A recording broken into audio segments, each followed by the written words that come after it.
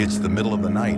You wake up, but something is terribly wrong. You can't move. You can't speak. And then you see it.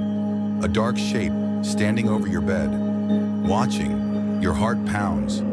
You try to scream, to run, but your body is frozen. This isn't a dream. This is sleep paralysis. And millions of people experience this terrifying phenomenon. So what is happening? Your brain isn't just tricking you, it's getting stuck between two very different states.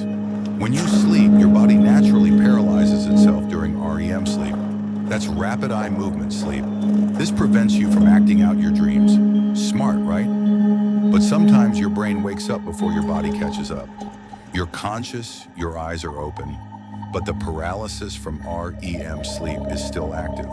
You're trapped, and that's where the terrifying hallucinations come in. Your dreaming brain, still partly active, projects nightmares into your waking reality.